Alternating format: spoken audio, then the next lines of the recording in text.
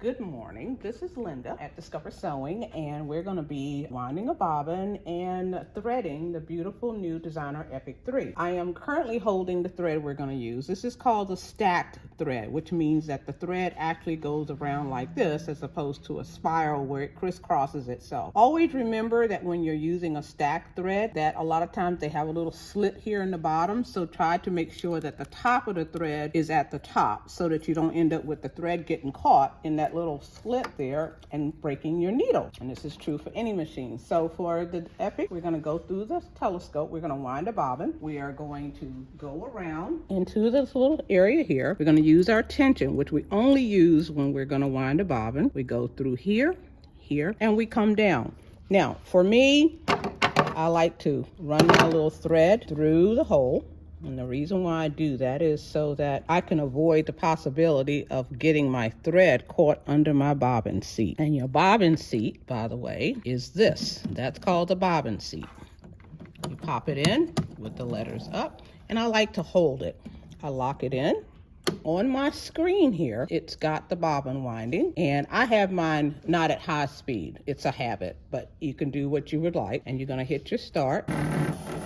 All right, and once I get a nice, good firm, I will stop it and I'll cut it right there so that I don't end up with a little thread hanging. One of the things I want to remind everybody when you wind your bobbin and you do have a little thread here, clip it as close as you can. And the reason why is because when you put that bobbin in your bobbin case, there's a sensor in there. And if you got an extra little thread hanging out, you can confuse the sensor. So always cut that thread as far as possible. And then you just hit the little thing here. You finish winding. It will stop on its own because it has a bobbin fill stop, or you can stop it yourself. And then you pop it off. Take the little lever here, take it off and bring it out. Cut. And now we're ready to thread the machine. We're now going to be threading the beautiful Designer Epic 3. As always, your thread will go here. I wanted to remind you all of something again, that this is a stacked thread, which means it could have a little slit in it. So you want to make sure the slit is not where the thread can get caught in it and break your needle. Put it here. Now, I want to talk about spool cap. If you want to, you can include a spool cap, but I never like to use one that's bigger than the top of my thread. So this one would probably do fine with this, and you can put your spool cap on. You go through your telescope wire. I pull out enough thread here because I want to hold this until everything gets latched into my tension area. And we're gonna come, here's the tension, and you bring it up and you go around, down, and now you can let that thread go. And your foot is always up when you're threading because you want your tensions open. So remember that, want your tensions open. And now what we're gonna do is we're gonna go around the needle bar, which is here, and we are now going to drop the foot. And we are now going to be ready for threading. The one thing that you need to remember is that your needle needs to be in the highest position. If you're not certain that it is, do not round the wheel to mess with the needle. You're going to use your needle up, needle down button. It's going to always position your needle in the highest position. So we're going to go here, right, and here. You're now going to hit that little magic button and you're going to thread. One other thing I want to mention too about your threads is this. There are going to be times when you're going to have a very difficult to use thread, something that, and a lot of times this happens to me with my Floriani threads. When I get down to the last bit of it, it gets kind of wavy and loopy. That's why you have thread nets. Don't hesitate to use your thread nets to help contain your thread and to keep them moving fluidly out of here. Also, a lot of times you will need them for things like metallic threads. Keep these handy. They're useful. They're wonderful when you're dealing with different kinds of threads. We probably all have heard this. Some people haven't, but this is not only just for the Epic, but it's for everybody who has a machine. When you change your threads, do not do this. Pull that thread through the machine. You are going to clip up here and you're going to pull the thread through the needle, but make sure your foot's up. You're going to pull it up. And here's why you're doing that. When you pull that thread this way, it leaves mounds of lint and stuff in your thread because your threads are smooth going this way. You pull it this way, it leaves lint. We have seen situations where the technician was repairing the machine. He takes this case part off here, the lint just billows out, and he always says, well, we can tell somebody has been pulling their thread through the machine the other way. Take care of your baby, keep that thread cut. And another person told me, well, you know, that's wasting thread. Let me just tell you something. That little bit of thread is minimal compared to what will happen to your machine if you keep doing that and pulling that thread through, because it will cause you to have to put your machine in the shop to get the tensions cleaned out. Anyway, love and care for your babies and they will love and care for you. I want to explain what the physical buttons on the machine so that you know kind of what's going on with the machine. So we have a lot of great buttons here. This one is your automatic threader. You use that when you're threading the machine. It controls this right here to make it go down and up. And you want to make sure you only use this button after you used this button, the needle down, needle up button. So when I am in sewing mode, let me just pop over there and I'll show you how to get to where I'm going in a second. So I'm in a basic seam. When I use the needle up, needle down button right here, you notice it brings the presser foot and the needle down, and then it lights this button up to let us know that we're in the needle down mode. So when we do a seam will end, it will end in a down position and go to pivot position, which raises the presser foot a teeny bit. So when I go needle up, just like that, I can use the threader button.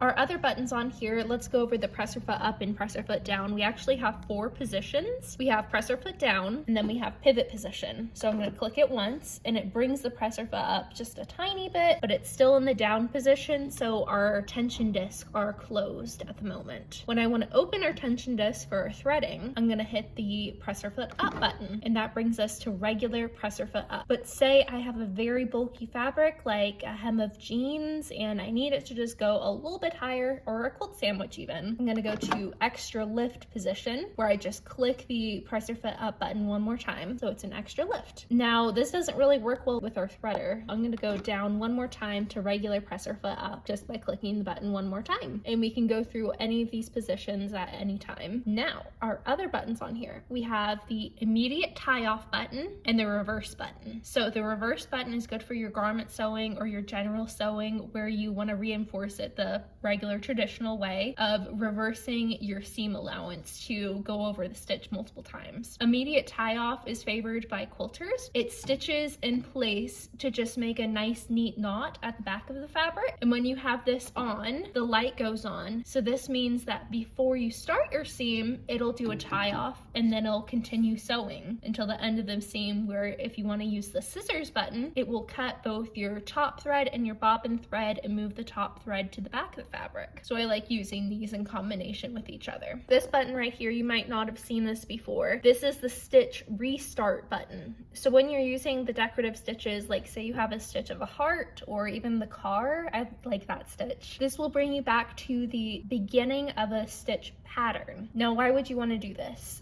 If you're doing like a square, like a frame around something, and you want the corners to be at the start of a stitch, that's where I would use it. So that's a great button to have as well. We have our speed control functionality right here. Now we have it in the middle right now, but say I want it to be very slow, and it even brings up a pop-up to show you where you are on the speed scale. So you can go just like that. Now, since I've explained all those buttons, let me show you how to maneuver around the screen. You have your home button here with Husqvarna Viking. This will bring you back to the start screen. You can choose between sewing, embroidery, my Sewnet library, and the user's guide. And then there are some other things as well. I like going right to my sewing mode right here. And yes, I do want to clear my ongoing work. This will bring you to the JoyOS advisor, which I love using this because it's so easy. It's my favorite thing out of all the machines. We're going to choose our fabric type. So if I was going to do like a quilting cotton, I would hit woven. Then there's stretch if I was to do like a t-shirt or something like that. And then there's optional leather and vinyl. You can choose lightweight, medium, and heavy. If I'm doing a quilting cotton, I do want to do woven medium. And then we have our basic techniques right here. If I want to do a seam, which is just your regular sewing, or if I want to do something where it's like pockets, it can even pull up some instructions for how to do these things, which is really good because I like the videos they have. It's all without Wi-Fi, so it's all on the machine. But I just want to do my basic sewing. I want to do a regular seam because I want to do my piecing. So I go right here and it brings it right up. We have a little guide right here. I'm just gonna exit out, and then it shows us what foot, what size needle, and it has everything all ready for me. So we have this all set up for embroidery, and we want to take this off. So I turned off my machine right here, and then we need to get off this plate right here, the extension table. To get this out, you're just gonna push it over. So I'm gonna take my fingers below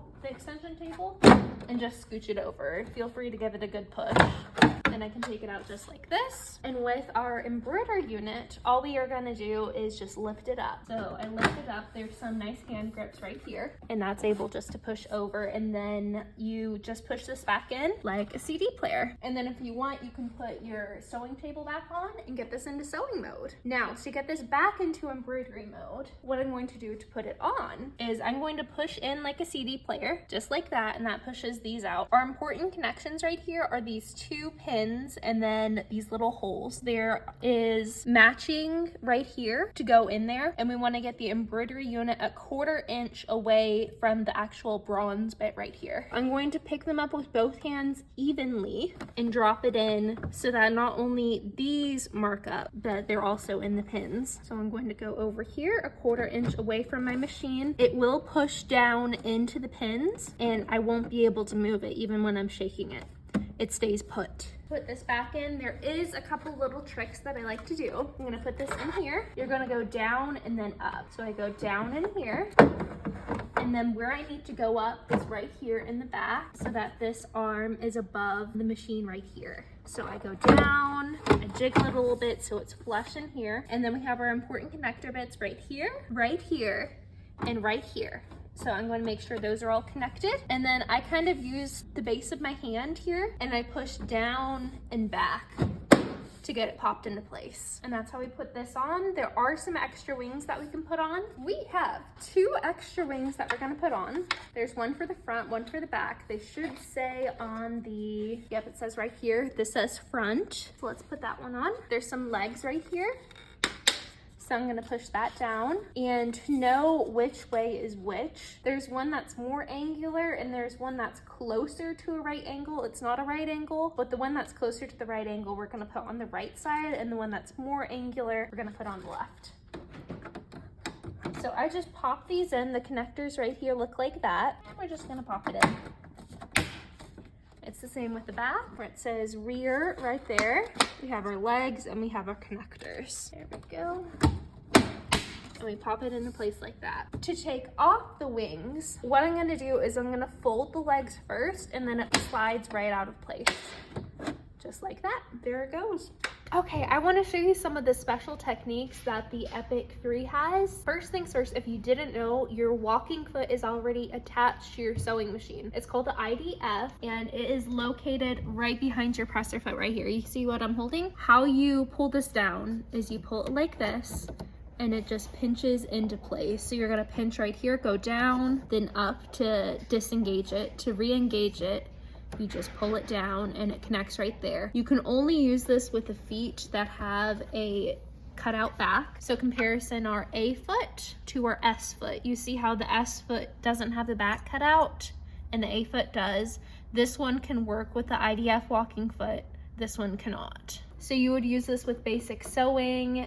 I use it for my quilt piecing. I also use it in my garment sewing as well when I'm working with fabrics like crepes and rayon, so you can really use this versatile throughout all your sewing. It doesn't work on all types of fabrics. I find it doesn't work well at all for elastics, and sometimes it works really good on knit fabrics, but sometimes there are some fiber contents that you really have to be careful with. Give it a test and see how it works with your fabric. It's a very great system to have. Other things, I want to show you how to get to some of the cool techniques that are in this machine and how to use the laser projector. I'm going to exit out and go to my JoyOS advisor because I want to pick a stitch and have it pull up some instructions for me. So what I'm going to do is I really want to see the cool side motion stitches that I can use with my S foot. So I go in here to my exclusive techniques. We have a whole bunch of different things. I am a fan of these motif builder stitches. So I'm going to just press and hold to pull this up. I'm gonna pick one of the stitches. I like the heart, so I'm gonna hit stitch number 1, and I have 7 pages of instructions. So this tells me all that I need to do. It tells me I need some decorative thread. It tells me I need the S foot and some different things. This foot does come with your machine, and if I want to go through and look and see everything we have on here, it even suggests using the projector. So how do we find the projector? Let me exit out of this, and you can always pull that back up. But I'm gonna hit this button right here, and there is a little dial right here. It says projection. I'm just gonna click this button right here, and it's gonna turn it on. So if we go over here, we need to attach this foot. We just pull it forwards, and you can see projection is right here. We have a grid background. The red is where it's going to be. You're going to try to align it the best, and then it shows you where the stitches are. A note on the differences between the A foot and the S foot.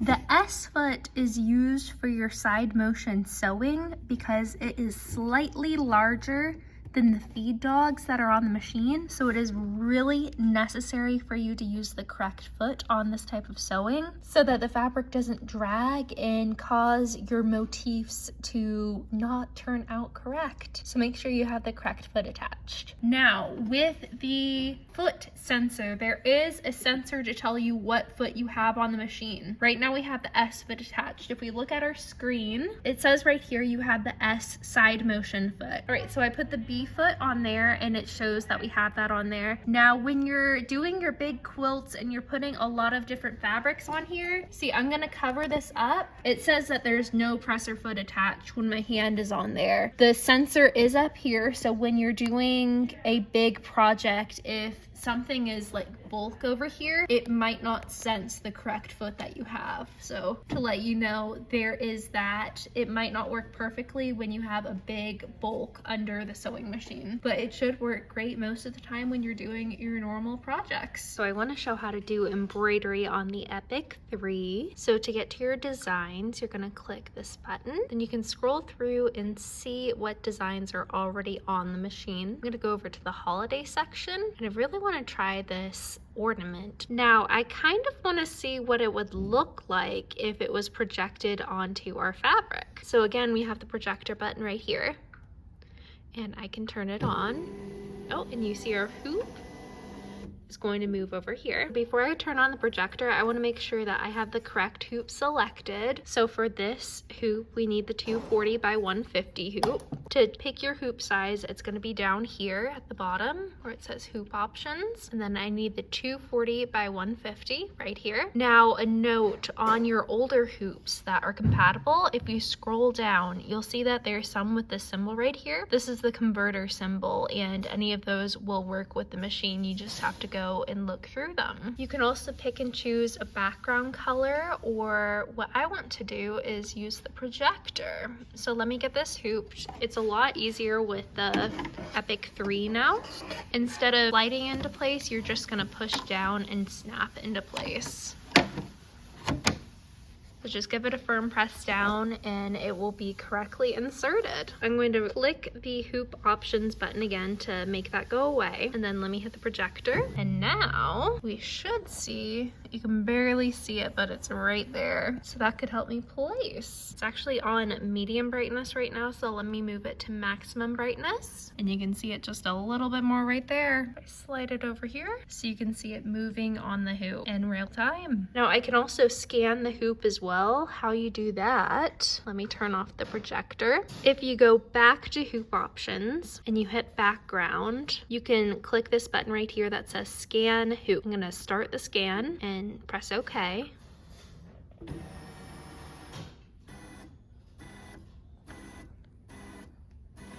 And this will make it even more accurate than the projector. So we'll be able to see all the ornaments that are already on the hoop. Just finished scanning and I decided that I wanted to change the design. I want to write Happy Holidays. Now I've already written happy up there, and to get to the letters, you'll hit this button right here and it'll give you all of your embroidery fonts. The one that I use is Bell in size number 10, and then I can just write what I want. So I'm in the capital letters. I'm going to press the caps right there to go to lowercase. And once I've written out everything I want to, I'm just going to hit the caret icon to make that go away. And then I'm just gonna hit the letters up here to make that go away. And I'm thinking something offset like that will look quite nice. So then if I want to actually stitch this out of the happy holidays, you can see I can match it perfectly with what we've scanned into the hoop. And when I'm ready to embroider, I'm just gonna hit the stitch out button. It will give me all of the things that I need. If I had the straight stitch plate or the standard plate on, what my hoop size is, using the sensor Q foot, which is a lot nicer than the R foot. I do want this to show again every time, so I'm going to just hit apply.